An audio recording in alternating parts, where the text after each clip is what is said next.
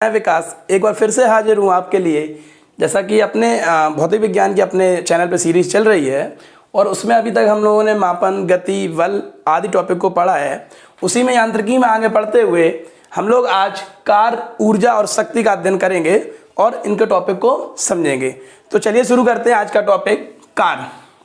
दोस्तों, सबसे पहले हम लोग ये जानेंगे कि आखिर कार, या जिसको अंग्रेजी में वर्ग कहते हैं, यह क्या होता है। ठीक है, तो दोस्तों कार्य वह भौतिक राशि है। देखो, पहले मैं आपको समझाऊंगा, अच्छे से सभी टॉपिक को समझा दूंगा। पहले क्या क्लास होगी, समझाते हुए चलेंगे और उसके बाद से इनकी डेफिनेशन, प्रकार या टाइप्स जो भी होंगे मैं वीडियो के एंड में लगा दूंगा, जिससे आपको नोट्स बनाने में आसानी रहेगी। ठीक है, तो कार्य क्या है? कार्य वह भौतिक राशि होती है दोस्तों, जैसे उसमें हम लोग क्या करते हैं कि जब कार्य के तहत हम लोग किसी वस्तु या पिंड पर बल लगाते हैं और वह बल लगाने पर वह वस्तु या पिंड क्या होती है, विस्थापित हो। अर्थात किसी वह भौतिक क्रिया जिसमें किसी पिंड या वस्तु पर बल लगाने से वह अपने मूल स्थान से विस्थापित हो जाती है या खिसक जाती है। अर्थात जैसे हमने किसी मेज पर ताकत लगाई है, बल लगाया, ठीक है, तो वह खिसक गई, तो अर्थात हमने कोई कार्य किया। तो किसी वस्तु को अपने मूल स्थान से विस्थापित कर देना एक बल लगाकर, उसे हम कार्य कहते हैं। ठीक है, तो अब मैंने इसमें बात करी, जब कार्य की बात हो रही है तो इसमें दो प्रमुख तत्व आते हैं कि एक तो होता है वस्तु पर लगा हुआ बल और दूसरा होता है उसका विस्थापन होना। ठीक है, उसका अपनी जगह से खिसकना। ठीक, तो बल और विस्थापन ही दो प्रमुख तत्व होते हैं कार्य में। अगर हम लोग कार्य, और कार्य कैसी है आपकी, एक सदिश राशि हो जाती है दोस्तों, क्योंकि इसमें दिशा का होता है। कार्य का एसआई में मात्रक जूल होता है और इसको हम लोग सीजीएस पद्धति में, जो हमने सेंटीग्राम वाली पद्धति पढ़ी थी, उसमें कार्य का मात्रक अर्ग होता है। अगर हम लोग कार्य को W से डिनोट करते हैं तो W बराबर होता है F इंटू डी, जहां पर F आपका क्या हो गया, फोर्स, और D क्या हुआ, वह विस्थापन। लेकिन दोस्तों क्या होता है, यह फॉर्मूला तब होता है जब हम जिस दिशा में बल लगा रहे हो और वस्तु उसी दिशा में विस्थापित हो जाए बिना कोई कोण बनाते हुए। अगर कभी ऐसा होता है कि सपोज करिए एक कोई पिंड या वस्तु यहाँ रखी हुई है और हमने यहाँ से खड़े होकर इस पर एक फोर्स लगाया अपने हाथों से, ठीक है, तो फोर्स की डायरेक्शन कहाँ हो रही, ऊपर की ओर, और वस्तु क्या होगी, इधर की ओर विस्थापित हो गई। ठीक, तो ये वस्तु पे लगने वाले बल और उसके विस्थापन के बीच में एक कोण बन गया, इसे हम लोग थीटा से डिनोट कर सकते हैं दोस्तों। तो विस्थापन और बल के बीच में क्या हो गया, एक कोण बन गया। और इस कोण को अगर हम लोग ध्यान से देखें, अगर यहाँ पे एक लंबसाल का मान लें, तो ये क्या है आपका आधार और ये क्या है कर्ण, और कर्ण और आधार का किसमें होता है घटक, cos थीटा। ठीक है, तो दोस्तों अब कार्य की जो मेन डेफिनेशन होती है वह क्या होती है कि यदि किसी वस्तु पर कोई बल आरोपित किया जाता है और वह एक निश्चित कोण बनाते हुए अपने मूल स्थापन से विस्थापित होती है तो वह कार्य है। ठीक, मैं भी डेफिनेशन लिख दूंगा, अभी आप लोग समझ लीजिए। तो अब यहां पर क्या हो गया, जो W बराबर F इंटू था D, तो D क्या हो गया, D cos थीटा। तो यह हो गया आपका कार्य का जो फॉर्मूला है, सूत्र याद कर लेते हैं। कार्य का मात्रक हम लोग कैसे निकालते हैं, देखिए, कार्य बराबर मैंने F इंटू डी बताया था आपको। F का मात्रक बल का होता न्यूटन और विस्थापन का होता मीटर। तो M कैसे है, सीजीएस पद्धति में, एम कैसे है, एसआई पद्धति में कार्य का मात्रक हो गया न्यूटन मीटर, और इसी को हम लोग कहते हैं जूल। ठीक है, और सीजीएस पद्धति में यह होता है अर्ग, और एक जूल बराबर होता है आपका 10⁻7 अर्ग। ठीक, तो ये तो हो गया दोस्तों। अब 10⁻7 कैसे होता है मैं बता दूं, अगर आप लोग निकालना चाहो तो 1 मिनट हम लोग यहां देखेंगे, इधर नहीं आएगा, इधर समझा देता हूं। जैसे 1 जूल बराबर 10⁻7 अर्ग कैसे होता है, जूल बराबर मैंने बताया न्यूटन मीटर, न्यूटन बराबर होता है 10⁵5 डाइन, और मीटर बराबर 10⁵2 सेंटीमीटर। तो 10⁵5 और 10⁵2 कितना हो गया, 7। इसी को हम लोग अर्ग बना देते हैं। ठीक है, इस तरीके से फॉर्मूला जनरेट होता है दोस्तों। तो ये तो थी कार्य की डेफिनेशन कि कार्य किसे कहते हैं। जब हम किसी वस्तु पर बल लगा के उसे एक निश्चित कोण पर विस्थापित करते हैं तो वहां कार्य होता है। अब हम लोग दोस्तों समझेंगे कार्य के प्रकार या कार्य की प्रकृति। ठीक है, कार्य की प्रकृति। हम लोग जब कोई कार्य करते हैं दोस्तों, तो कार्य भी 3 प्रकार की नेचर रखता है, 3 प्रकार की प्रकृति रखता है, जिसमें सबसे पहले आता है आपका धनात्मक कार्य, अर्थात हमारे द्वारा किया हुआ कार्य धनात्मक है या फिर ऋणात्मक है, और या फिर हमने कोई कार्य किया ही नहीं, शून्य है। तो 3 प्रकार की प्रकृति होती है। पहला होता है धनात्मक, ऋणात्मक और शून्य कार्य। तो सबसे पहले हम लोग समझेंगे धनात्मक कार्य कब होता है। हम कब कहते हैं कि हमारे द्वारा किया हुआ कार्य पॉजिटिव है, कि जब वस्तु पर आरोपित बल, जो बल हम लोगों ने लगाया, और जब वह वस्तु एक निश्चित कोण पर विस्थापित हुई, तो वस्तु पर लगे हुए बल और कोण पे जितना वो कोण बना विस्थापन का, तो वह कोण यदि न्यून कोण है दोस्तों, न्यून का मतलब 0 से लेके 90 के बीच में, अर्थात 0 से लेके थीटा क्या है 90 से कम, इसे हम लोग न्यून कोण या एक्यूट एंगल बोलते हैं दोस्तों। अगर वह कोण न्यून कोण है, अर्थात जैसे ये कोई पिंड रखा है, यहाँ विस्थापित हो रहा है, यहाँ से चाहे भले ही वो 30 बन जाए या 45 पे विस्थापित हो जाए या 60 पे विस्थापित हो जाए, मतलब वो 90 से कम रहा है हमेशा, ठीक है, तो वह धनात्मक कार्य होता है दोस्तों, और उसका मान सबसे ज्यादा रहता है। अब मैं बताता हूँ वो क्यों होता है, समझिए। फॉर्मूला हमें पता था F×D cos थीटा होता है, और कॉस का मान 0 से लेके 90 तक हमेशा धनात्मक होता है। प्रथम सेगमेंट में आपको पता होगा यहाँ पे, ठीक है। तो अगर cos 0 रखोगे तो cos 0 बराबर 1 हो जाएगा। cos 30 रखो आप यहाँ पे, थीटा का मान कुछ भी रख लो, जैसे 30 रख लो यहाँ पे, तो √3/2 हो जाएगा, तब भी धनात्मक रहेगा। अर्थात थीटा जब तक 0 से लेकर 90 के बीच में रहेगा दोस्तों, आपका कार्य क्या निकलता रहेगा, धनात्मक। हमारे द्वारा किया हुआ कार्य धनात्मक रहेगा, ठीक है। चलिए अब पढ़ते हैं हम लोग यहाँ पे ऋणात्मक कार्य। मैं अभी इसकी पूरी डेफिनेशन लिख दूंगा और इसके टाइप्स लिख दूंगा अभी, इसके बाद ही आप अभी ये समझ लीजिए। हम लोग नेचर ऑफ वर्क पढ़ रहे हैं। दूसरा नंबर आता है हमारा ऋणात्मक कार्य।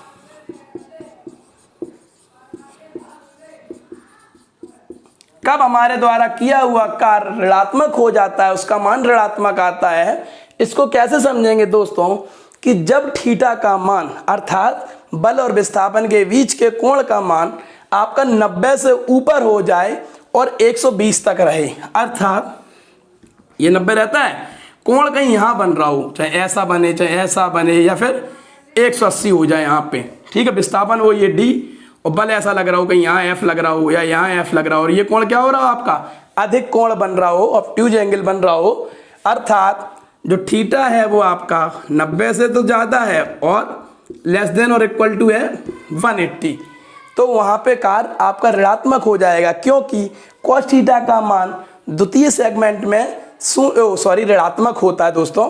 क्योंकि अगर तो यहाँ जैसे थीटा है, मान लो 120 बन गया आपका, थीटा कोण 120, मतलब यहाँ से ये 120 बनाया, यहाँ पे कोई कार्य किया आपने, ये 120 बन गया। तो अगर आपने W बराबर F×D cos थीटा में यहाँ पे F×D cos 20 रख दिया, 120 120, तो ये क्या हो गया, FD cos 120 का मान -1/2, ठीक है। तो माइनस का 1/2 बन गया, तो ऋणात्मक हो गया आपका कार्य। तो अगर थीटा का मान इधर 180 के आसपास रहता है दोस्तों, 90 से ज़्यादा, तो वह किया हुआ कार्य आपका ऋणात्मक हो जाता है।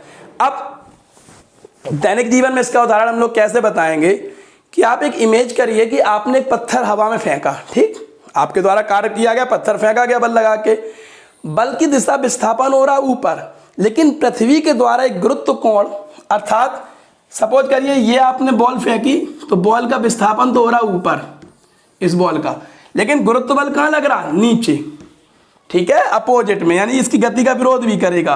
तो यहाँ पे क्या बन रहा 180, तो ये क्या हो गया, ऋणात्मक कार्य हो गया, दिशा ऊपर हो गई और बल लग रहा नीचे, है ना। तो ये 180 एंगल बना रहा है और ये ऋणात्मक कार्य हो गया, ठीक है। तो ये तो धनात्मक, एक ऋणात्मक। अब हम लोग देखते हैं कि कब कार्य की प्रकृति या कार्य हमारे द्वारा किया शून्य हो जाता है, अर्थात हमारे द्वारा कोई कार्य नहीं होता है। दोस्तों इसमें 3 कंडीशन होती हैं। पहला, जब विस्थापन ना हो। सपोज करिए दोस्तों कि हम इस दीवार पर बल लगाने लगे, ठीक है, यूं हम इस पे बल लगा रहे हो तो दीवार तो विस्थापित होगी नहीं, अर्थात हमारे द्वारा किया हुआ कार्य बिल्कुल बेकार है। हम पागलपंती में अपना समय बर्बाद कर रहे हैं, क्योंकि दीवार का तो कोई विस्थापन हो नहीं रहा, वहां पे डी हो जाएगा शून्य। समझ रहे हो आप, एफ इंटू डी करोगे, डी अगर शून्य रख दोगे तो एफ इंटू शून्य बराबर शून्य हो जाएगा, अर्थात हमारे द्वारा किया हुआ कार्य शून्य हो गया, क्योंकि दीवार तो अपनी जगह से विस्थापित हुई नहीं। अब दूसरी कंडीशन समझते हैं दोस्तों, जब कोई बल ना लग रहा हो, जब पहले विस्थापन शून्य हो गया, अब बल शून्य हो गया, जब बल ना लग रहा हो, कभी कभी क्या होता है कि कोई चीज ढलान या ऐसी जगह रखी होती है कि बिना बल पे वह विस्थापित हो जाती है, तो वहां कोई बल तो लगा नहीं, या हवा से विस्थापित हो गई या कुछ कैसे भी, तो वहां पर भी वहां कोई भी कार्य नहीं होगा, क्योंकि W बराबर एफ इंटू डी में अगर आप फोर्स को शून्य कर दोगे तो भी मान क्या आएगा, शून्य। तो दो कंडीशन हो गई कि जब कोई विस्थापन ना हो रहा हो हमारे द्वारा कार्य करने पर, या जब हमारे द्वारा कोई बल ही ना लग रहा हो वहां पर, तो वह हमारा शून्य कार्य हो जाता है दोस्तों। और तीसरा सबसे इंपॉर्टेंट जो ज्यादातर पूछा जाता है कि जब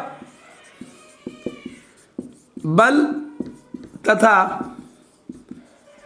विस्थापन के मध्य 90 अंश का कोण हो, अर्थात बल आपका यूं लग रहा हो F और विस्थापन आपका ऐसे हो रहा हो, 90 बन रहा हो, और हमें पता है कि W बराबर F into D cos theta करते हैं हम लोग, और एफ इंटू डी में अगर हम कॉस 90 रखेंगे और कॉस 90 का मान क्या होता है, शून्य, तो ये कार्य क्या हो गया, शून्य। अर्थात लंबवत लगने वाले बल पर कभी भी कोई कार्य नहीं होता है। इसीलिए कभी कभी घुमा के पूछ देते हैं कि एक कुली सिर पे सामान रख रहा है और नीचे की ओर उतर रहा है सीढ़ियों पे, तो उसके द्वारा क्या कार्य किया गया है, तो वो तो सिर पर कोई सामान रखे, उसकी फोर्स आ रहा नीचे, विस्थापन हो रहा अलग, तो वहां पर हमारा कुली के द्वारा कार्य शून्य हो जाता है दोस्तों, ठीक है।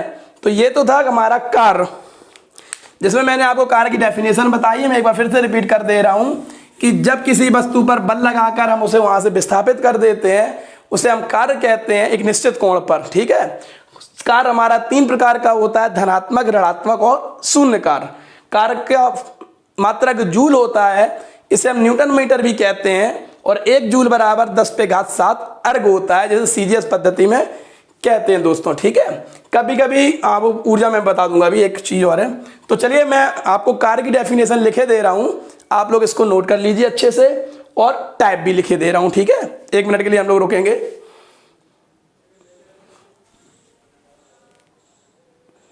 चलिए देखिए, मैंने यहाँ पे कार्य की डेफिनेशन लिख दी आपके लिए। किसी वस्तु पर बल लगाने से उसका एक बल की दिशा में निश्चित कोण पर विस्थापन होना ही कार्य कहलाता है। इसे W से प्रदर्शित करते हैं, इसका मात्रक जूल होता है। W बराबर F into D cos theta, ये आपका क्या है, फॉर्मूला है आपका, ठीक। ये मैंने दिखाया भी है आपको। ये धनात्मक कार्य है जब थीटा हमारा क्या होता है, 90 से बड़ा और न्यून कोण हो। यहाँ पे लिख लीजिए, न्यून कोण हो, यहाँ पे क्या हो, अधिक कोण, यहाँ पे समकोण हो, ठीक है दोस्तों। तो ये तो था हमारा कार्य की प्रकृति, धनात्मक कार्य, ऋणात्मक कार्य, शून्य कार्य। अब हम लोग बात करेंगे दोस्तों, कार्य के चैप्टर में इतना ही होता है, इन्हीं से न्यूमेरिकल पूछ देते हैं, कभी कभी पूछ देते हैं मात्रक बताइए, कैसी राशि है, 1 जूल बराबर कितना अर्ग होता है, ठीक है। तो अब हम लोग पढ़ेंगे, ये देख लीजिए आप लोग अच्छे से, ऊर्जा। क्या पढ़ेंगे, ऊर्जा। ऊर्जा से बहुत रिलेटेड क्वेश्चन आते हैं दोस्तों, किसी भी कॉम्पिटिटिव एग्जाम्स हो, या जो बच्चे हमारे 9th या हाई स्कूल में हैं उनके भी फिजिक्स में ये टॉपिक है, फर्स्ट ईयर में भी है थोड़ा बहुत। अब हम लोग बात करेंगे ऊर्जा की दोस्तों। ऊर्जा को हम लोग एनर्जी कहते हैं अंग्रेजी में, और इसका अगर हम लोग शाब्दिक अर्थ बताएं, इसकी डेफिनेशन की बात करते हैं, तो बिल्कुल सिंपल है, कार्य करने की क्षमता, ठीक है। कार्य करने की क्षमता को हम ऊर्जा कहते हैं, बिल्कुल सिंपल सी डेफिनेशन है। अगर आपको अच्छे से लिखना है तो हम कह सकते हैं किसी वस्तु, मशीन या प्राणी के द्वारा उसके कार्य करने की क्षमता को हम ऊर्जा कहते हैं।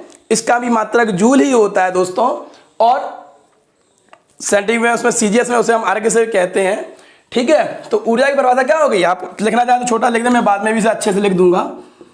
कार्य करने की क्षमता, बस यही है। Efficiency of doing work is known as energy. अब दोस्तों ऊर्जा के विभिन्न स्वरूप हैं। इस ब्रह्मांड में ऊर्जा जो है आपकी कई रूपों में मौजूद है, ठीक है।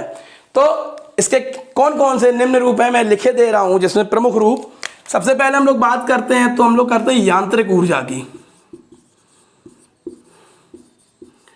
जिसे मैकेनिकल एनर्जी कहते हैं दोस्तों, ठीक है। मैकेनिकल एनर्जी, मैं इनकी अभी डेफिनेशन लिख दूंगा अच्छे से, आप परेशान ना हो, मैं पहले आपको समझाने की कोशिश करूंगा।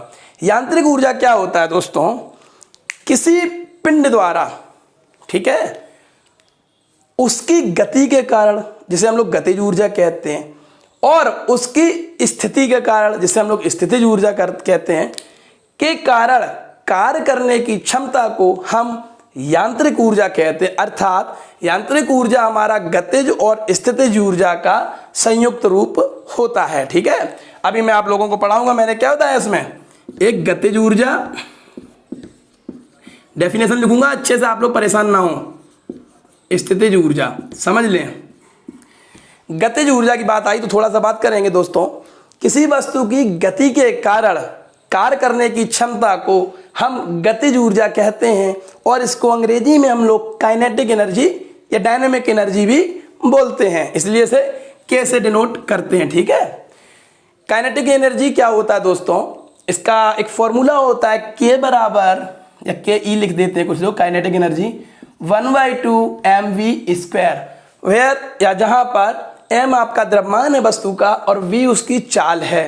तो हम लोग कह सकते हैं किसी वस्तु की गतिज ऊर्जा उसके द्रव्यमान तथा वेग के वर्ग के गुणनफल के आधी होती है। मैं अभी इसे अच्छे से बताऊंगा।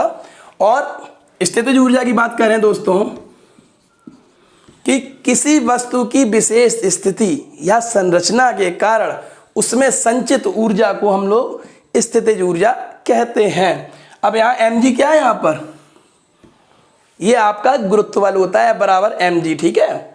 और मैंने बताया था ऊर्जा F × d होता, तो यहाँ पर d क्या हो गया, h, हाइट। अर्थात जितनी ऊंचाई पर वस्तु की स्थितिज ऊर्जा को ऊंचाई प्रभावित करती है, वस्तु जितनी ऊंचाई पर रखी होगी उसकी स्थितिज ऊर्जा उतनी ज़्यादा होगी। क्यों होगी मैं उसका रीजन भी दूंगा, क्योंकि जब हम वस्तु को अधिक ऊंचाई पर ले जाते हैं तो गुरुत्व बल के कारण उसमें mg ज़्यादा स्टोर हो जाता है ऊर्जा, ठीक है। वो मैं आपको अच्छे से समझा दूंगा। तो ये तो थी आपकी यांत्रिक ऊर्जा। किसी वस्तु की गतिज एवं स्थितिज ऊर्जा के संयुक्त रूप को हम यांत्रिक ऊर्जा कहते हैं। जैसे गतिज ऊर्जा में कौन कैसे उत्पन्न होती है दोस्तों, जैसे चाबी वाली घड़ी, ठीक है, घड़ी में हमने चाबी भर दी, अब उसमें वो अपने आप काम करती रहती है, वहाँ क्या है, गतिज ऊर्जा है ना, गति दे दी, उसके कारण उसमें गति में कार्य करने की क्षमता होगी। जैसे चलते हुए वाहनों की ऊर्जा, ठीक है, दोलन करता हुआ ऊर्जा, ठीक। अब स्थितिज ऊर्जा में क्या आ जाता है, किसी भारी ऊपर से गिरा हुआ पत्थर की ऊर्जा, या ऊपर छत पे पानी की टंकी जो रखी होती है उसमें भी जल को नीचे कार्य करने की क्षमता होती है दोस्तों। जितनी ज़्यादा ऊंचाई पे होगा उतना प्रेशर ज़्यादा होता है, उतनी क्षमता ज़्यादा होती है। तो ये तो गतिज ऊर्जा के उदाहरण हैं। चाबी भरी हुई गाड़ी, दोलक, रखा हुआ पत्थर, ये सब यांत्रिक ऊर्जा में आते हैं। किसी में तनाव के कारण लगने वाली ऊर्जा। अब दूसरी ऊर्जा के बारे में बात करेंगे हम लोग, रासायनिक ऊर्जा। ये ऊर्जा के रूप हैं, विभिन्न प्रकार की ऊर्जाएं।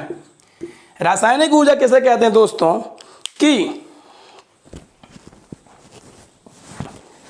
जब कहीं पर रसायन के कारण या तत्व पदार्थों के कारण कार्य करने की क्षमता होती है, या रासायनिक क्रिया के कारण जो ऊर्जा मुक्त होती है, उसे हम रासायनिक ऊर्जा कहते हैं दोस्तों। जैसे पेट्रोल का जलना, है ना, वाहनों में पेट्रोल जलता है ईंधन के रूप में, तभी तो हमें ऊर्जा मिलती है वहाँ पे गाड़ी चलाने की, है ना। या कोयले का जलना, जैसे आप कह सकते हो कि जैसे भाप वाली गाड़ियाँ थी पहले, कोयले वाली, तो कोयला जलता था तभी तो ट्रेन आगे चलती थी। तो किसी रासायनिक क्रिया से निकली हुई ऊर्जा या कार्य करने की क्षमता को हम रासायनिक ऊर्जा कहते हैं। तीसरा हम लोग पढ़ेंगे दोस्तों, विद्युत ऊर्जा, इलेक्ट्रिक एनर्जी। जब विद्युत के कारण कार्य करने की क्षमता होती है, अभी फैन बंद है, मैं चटकनी दबा दूंगा, स्विच ऑन कर दूंगा, फैन चलने लगेगा, ठीक है, और कार्य करने की क्षमता आ जाएगी। या बल्ब का जलना, ये ठीक है, ये विद्युत के कार्य तो है हमारे सब, जो भी इलेक्ट्रॉनिक उपकरण हैं हम लोगों के पास, वो विद्युत ऊर्जा से ही तो चलते हैं, उनसे ही तो ऊर्जा मिलती है। चौथा हम लोग पढ़ेंगे दोस्तों, इनको मैं लिख दूंगा डेफिनेशन, आप लोग अभी नोट करते रहें। प्रकाशिक ऊर्जा है, प्रकाश ऊर्जा है ना। प्रकाश ऊर्जा ऑप्टिकल एनर्जी जिसे बोलते हैं दोस्तों। प्रकाश ही वह ऊर्जा है जिसके कारण हम किसी भी चीज को देखने में मतलब आप इसको हिंदी में कह सकते हैं सक्षम होते हैं, या जिस ऊर्जा के कारण हमें चीजें या वस्तुएं दिखाई पड़ती हैं वह क्या होती है हमारी प्रकाश ऊर्जा। पांचवी आपकी होगी ध्वनि ऊर्जा। ठीक, जब माध्यम में कणों के कण कंपन करते हैं कोई का, तो हमें वहां से एक कंपन से क्या होती है, ध्वनि उत्पन्न होती है। जैसे लाउड स्पीकर का बजना क्या है, ध्वनि ऊर्जा है, कार्य करने की क्षमता हो रही ना। अब आ जाते हैं छठवां, नाभिकीय ऊर्जा, सबसे खतरनाक ऊर्जा।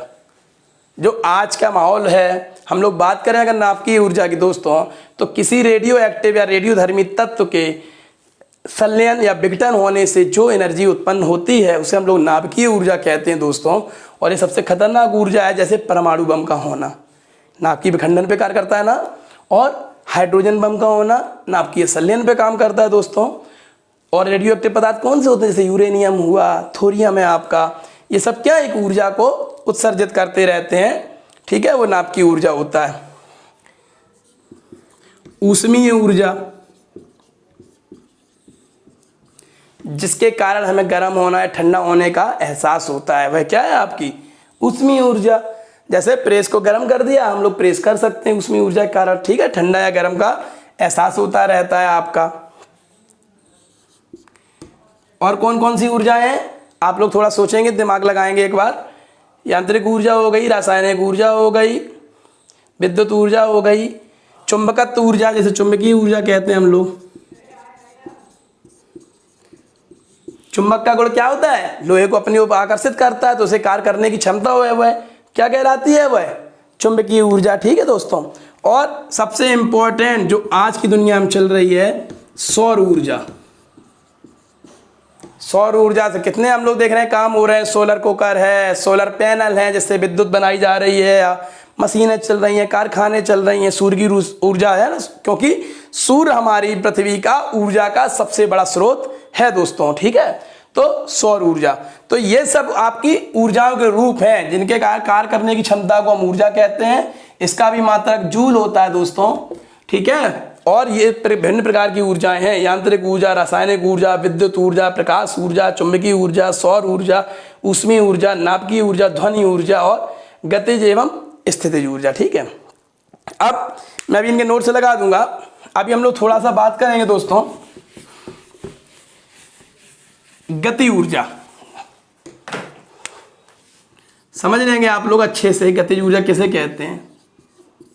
जब किसी वस्तु की गति के कारण कार्य करने की क्षमता होती है उसे हम गतिज ऊर्जा कहते हैं दोस्तों। इसे के से प्रदर्शित करते हुए इसका फॉर्मूला होता है के बराबर 1/2 mv²। ठीक है, काइनेटिक एनर्जी। या आप कह सकते हैं किसी वस्तु की गतिज ऊर्जा उसके द्रव्यमान तथा वेग के वर्ग के गुणनफल के आधा होता है।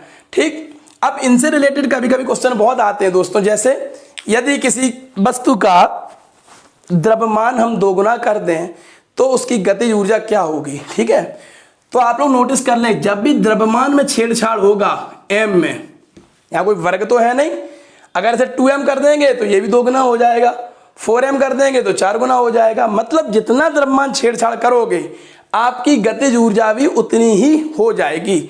आप यहाँ पे इसे आधा कर दीजिए, मान लीजिए यहाँ पर m आपने आधा कर दिया, तो यहाँ पे क्या हुआ, 1/2 रखोगे आप, 1/2 m गुणा v², 1/4 mv²। तो ये क्या हो गया, ये इसका आधा हो गया, तो गतिज ऊर्जा क्या हो गई, आधी हो गई। ठीक, 1/4 से कंफ्यूज मत होना, यहाँ पे 1/2 का आधा 1/4 होता है। ठीक, तो दोस्तों मैं कहना ये चाह रहा हूं कि जब भी कोई प्रश्न आए और उसमें जो द्रव्यमान में छेड़छाड़ हो रहा है वही आपकी काइनेटिक एनर्जी में भी छेड़छाड़ होगा। किंतु यदि हम लोग वेग की बात कर दें कि यदि किसी वस्तु का वेग हम दोगुना कर दें तो उसकी गतिज ऊर्जा में क्या असर पड़ेगा। आप देखिए, m और वेग को कर दिया दोगुना, 1/2 गुणे m गुणे 2 दूनी 4v²। ठीक है, तो ये क्या हो गया 2mv²। अर्थात किसी वस्तु का वेग दोगुना करने से उसकी गतिज ऊर्जा कैसी हो गई, 4 गुनी हो गई, क्योंकि यहाँ 2 का वर्ग हो गया। ठीक है, तो आपको याद रखना है कि जब भी वेग में छेड़छाड़ करेंगे तो उसके स्क्वायर को नहीं भूलना आपको। यदि आप उसका वेग आधा कर देंगे तो काइनेटिक एनर्जी 1/2 का स्क्वायर 1/4, 1/4 रह जाएगी। ठीक, वेग को दोगुना कर देंगे तो 4 गुनी हो जाएगी। ये काफी बार क्वेश्चन पूछ देते हैं घुमा के। और काइनेटिक एनर्जी के क्या उदाहरण है, चाबी वाली घड़ी, चाबी वाले मोटर वर्क्स, जो भी हम लोग उसे गति से करते हैं, वाहन के चलने से ऊर्जा, ठीक है, या सरल दोलक लोलक का कंपन करना आदि। अब हम लोग बात करेंगे स्थितिज ऊर्जा की। दोस्तों मैं इनके नोट्स लगा दूंगा, आप अच्छे से पढ़ लेना, परेशान ना हो। अभी मैं केवल समझाता चला हूं।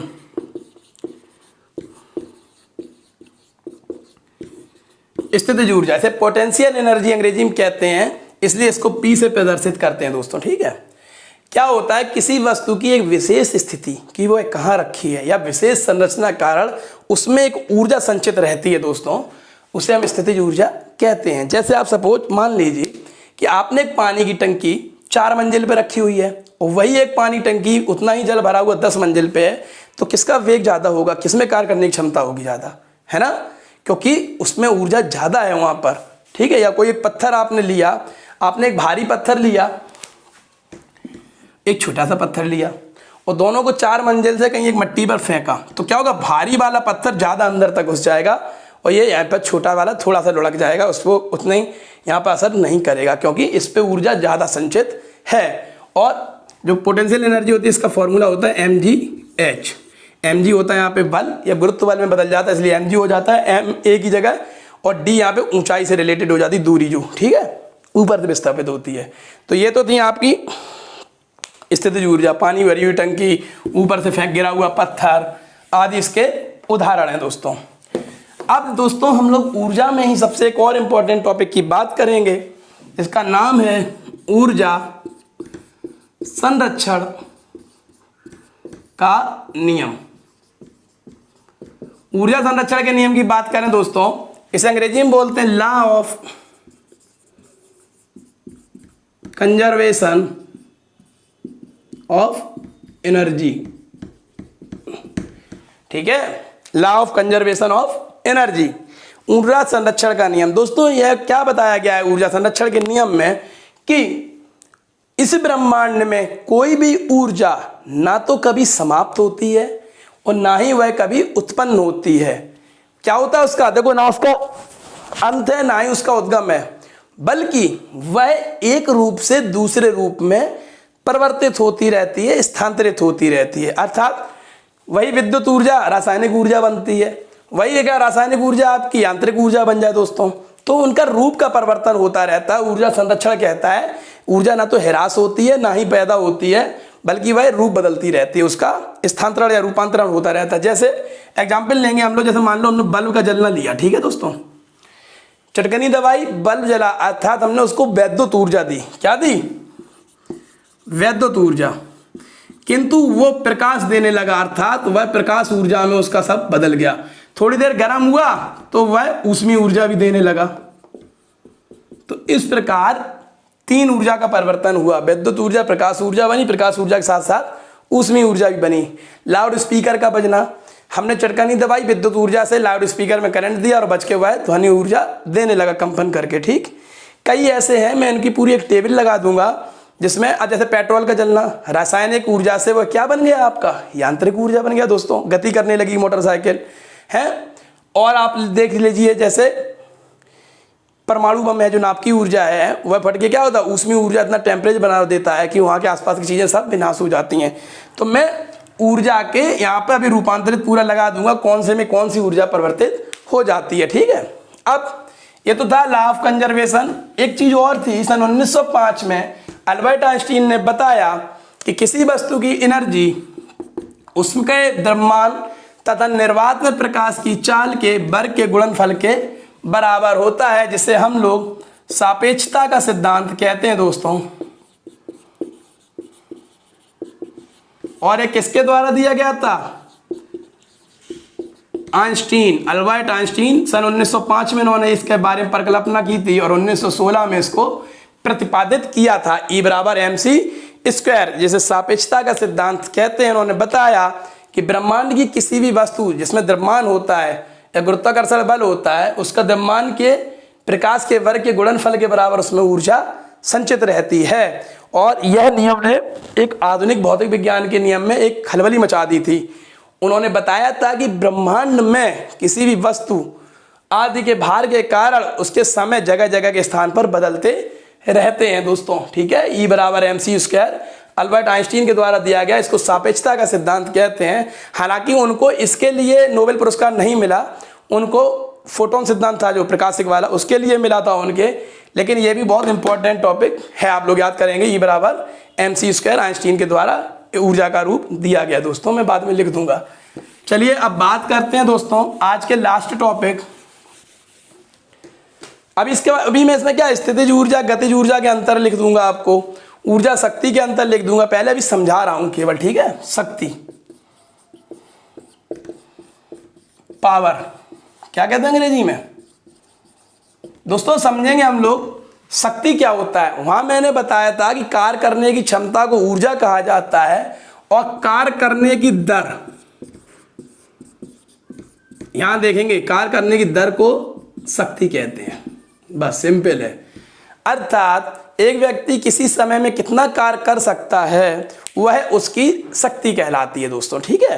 तो आपके लिए बिल्कुल सिंपल सी डेफिनेशन हो गई, किसी मनुष्य या मशीन या किसी जीव द्वारा कार्य करने की दर को हम शक्ति या पावर कहते हैं। एक चीज और होता है दोस्तों, क्योंकि जैसे कार्य और ऊर्जा एक ही प्रकार की चीज मैंने बताया था, तो हम कह सकते हैं कि प्रति इकाई समय, क्योंकि दर है ना तो नीचे समय लगेगा, प्रति इकाई समय में ऊर्जा का उपभोग, अगर उसकी ऊर्जा भी खर्च हो रही उतनी देर में प्रति इकाई में, उसे भी क्या कहते हैं शक्ति। और यह कहाँ पे काम करता है, जैसे हम कहते हैं एक 100 वाट का बल्ब ले आओ, ठीक है, वो कार्य तो नहीं कर रहा लेकिन वो 1 सेकेंड में 100 आपकी ऊर्जा उतना उपभोग कर रहा है। तो ये भी शक्ति का ही डेफिनेशन है और ये भी शक्ति की डेफिनेशन है।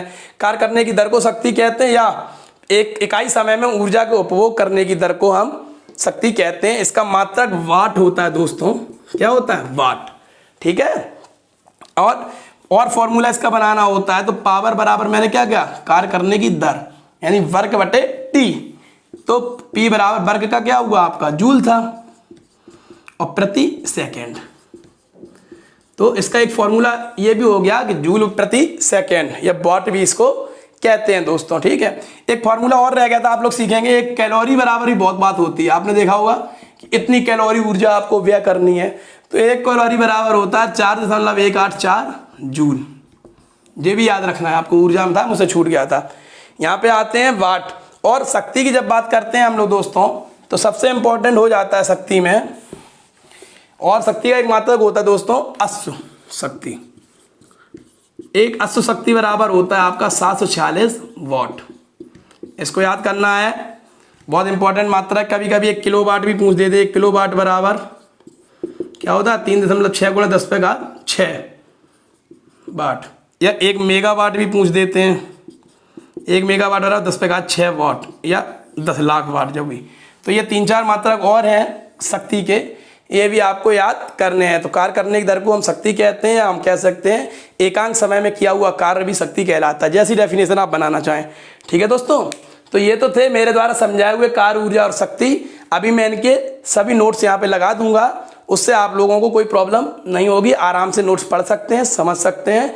मेरा समझाने का कार्य था, मैंने समझा दिया आपको, और बाद में पढ़ने के लिए आप अच्छे से नोट्स उसको पढ़ सकते हैं। मैं अभी इसके बाद बोर्ड में लिख दूंगा और आप उसे अच्छे से समझ सकते हैं, ठीक है दोस्तों। तो आशा करता हूँ आपको ये वीडियो समझ में आया होगा। फिजिक्स का छोटा सा टॉपिक था, कार्य शक्ति और ऊर्जा। यांत्रिकी का बिल्कुल लास्ट था, इसके बाद हम लोग कल से ऊष्मा, प्रकाश, ध्वनि आदि पे चर्चा करेंगे। यांत्रिकी यहाँ पे खत्म होती है दोस्तों।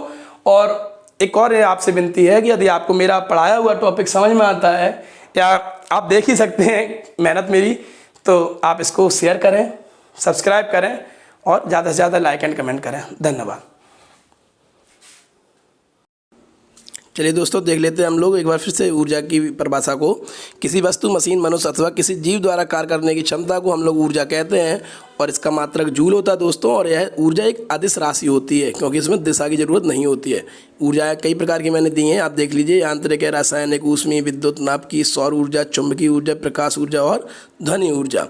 चलिए आगे बढ़ते हैं हम लोग। ऊर्जा संरक्षण का नियम, जैसा कि मैंने बताया था law of conservation of energy, जिसमें मैंने बताया आपको कि ऊर्जा ना तो उत्पन्न की जाती है ना ही समाप्त की जा सकती है, परंतु यह एक रूप से दूसरे रूप में स्थानांतरित या इसे रूपांतरित कहते हैं, रूपांतरित की जा सकती है। और कैसे, कौन सी ऊर्जा किस में बदलती है, मैंने इसका एक लास्ट में टेबल भी लगाया है, आप लोग देख सकते हैं। चलिए देखते हैं शक्ति की परिभाषा। किसी कारक में मशीन, मनुष्य, जीव कुछ भी हो सकता है, इसके कार्य करने की दर को, यानी कितने समय में वह कार्य करता है, उसे शक्ति या सामर्थ्य या अंग्रेजी में से पावर कहते हैं, पी से प्रदर्शित करते हैं, मात्रक वाट होता है। ठीक है, और एक शक्ति बराबर 746 वाट, बहुत ही इंपॉर्टेंट है। और पी बराबर होता है W/T, जिसे जूल प्रति सेकंड इसका मात्रक होता है। चलिए टेबल देख लेते हैं हम लोग। विद्युत हीटर कैसे विद्युत ऊर्जा को रासायनिक ऊष्मीय ऊर्जा में बदलता है। लाउड स्पीकर विद्युत ऊर्जा को ध्वनि ऊर्जा में बदलता है। डायनामो आपका जो घूमता है जनरेटर के अंदर, यांत्रिक ऊर्जा को विद्युत ऊर्जा में बदलता है। कार की बैटरी क्या करती है, रासायनिक ऊर्जा को विद्युत ऊर्जा में बदलती है। और इसमें कुछ इंपॉर्टेंट देखेंगे, जैसे वाष्प इंजन या भाप इंजन क्या करता है, ऊष्मीय ऊर्जा को गतिज ऊर्जा में बदलता है। विद्युत बल्ब विद्युत ऊर्जा को प्रकाश या ऊष्मीय ऊर्जा में बदलता है। ठीक है, बिजली का चूल्हा होता है, विद्युत ऊर्जा को ऊष्मीय ऊर्जा में बदलता है, जैसे इंडक्शन वगैरह हम लोग कहते हैं। टरबाइन है, यह यांत्रिक ऊर्जा को विद्युत ऊर्जा में बदलता है। ऐसे कई तरीके से ऊर्जा एक रूप से दूसरे रूप में रूपांतरित होती रहती है। नमस्कार।